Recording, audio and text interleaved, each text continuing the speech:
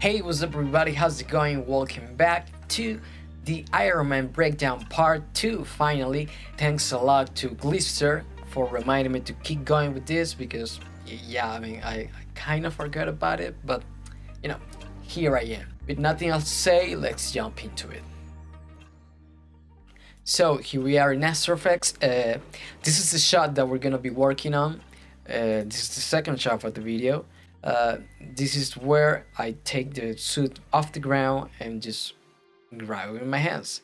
This shot was a particular challenge because I needed to interact myself with the stuff from the movie, which, as you can see, is quite a challenge.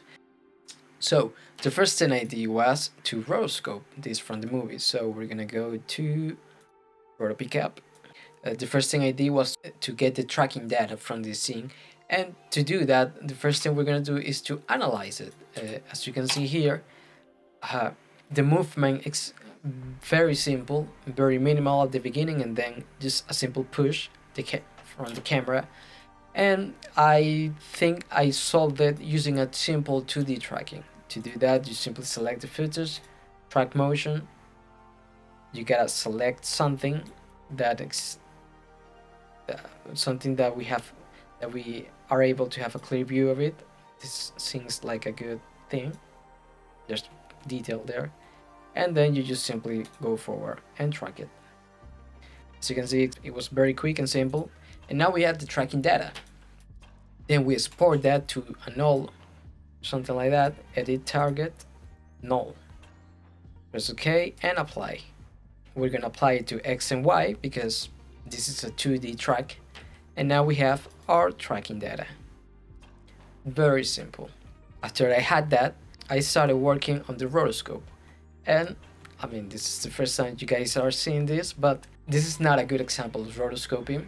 And you're gonna see that, you're gonna notice that throughout the whole shots because I was not that good at rotoscoping at the time. My mistake here is that I'm using one simple mass, one big mass to get the whole thing, which you can see is the red mass. You usually don't do that because then you're gonna have the problem that you're gonna be having inconsistencies in the mass, because when you move this point, now that the camera move and the object change its forms, now this point have shifted, and instead of being down here, it is over here, and then this thing moves, and now this point like it's consistently shifting. So that's why you need to separate your rotoscoping stuff in different masks. If I scroll around it, you can see how they jump in and out depending on the frame. So once I had this, I made a render and imported back into my composition. I also grabbed the null with the tracking data and paste it here, and then start my compositing. How did I film this? In this case, we can see that the movement is like very 2D movement. That's why I recorded the, let me unparent this. I recorded the footage of me just standing there making some leg movements and very still in a tripod, trying to match as good as I could the angle of the camera. I remember I had my phone there and I was like watching the scene and trying to match the camera angle in such a way that matches the one from the movie. Once that was done, I just simply parented to the tracking data that I already made at the beginning, and now this is moving. Pretty cool. But you can see that it's moving out of frame, and then we're ending up with this space, with this blank space, which is why I use some bars, some black bars. Then we simply throw our suitcase, and as you can see, it's already matching. But the hands, how did I do that? Well, as you can see, I simply grab a my green screen, which was as simple as a green fabric that I bought, and just then try to match the movement as best as I could. But obviously, I wasn't able to completely match it. So I had to do a little trickery in order to be able to, match the movement. To do that, the first thing I did was to key light it, to chroma key this thing, which after that, I tried to animate the position, and by pressing P here, you can see I basically keyframe it frame by frame, trying to match the position of the suitcase.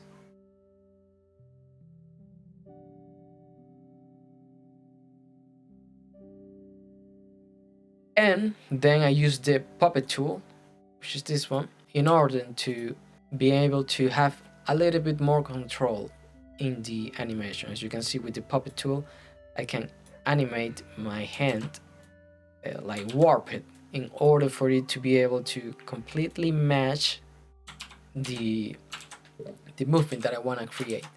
And after that, I just added some color correction, and that was it.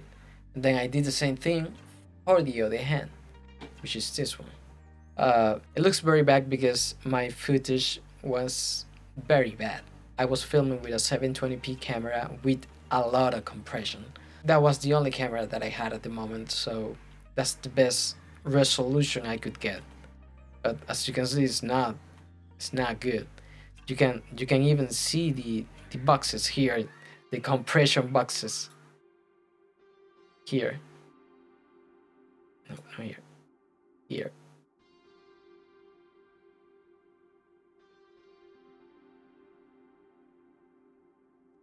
After that was done, the only thing I needed to do was to add some shadows. When compositing stuff, digital stuff into your footage, it is always important to keep in mind the shadows. And in this case, we're gonna take into account that there's not like a strong light source. Everything is very muted because it was a cloudy day. I chose to film in a cloudy day because that's the look that the movie had. As you can see, there's not like a very sunny. That's not like a very sunny day. That's a cloudy day. So I waited for a cloudy day to do it. So yeah, it took a little bit of preparation. But taking that into account, the shadows have to be like very soft and diffuse.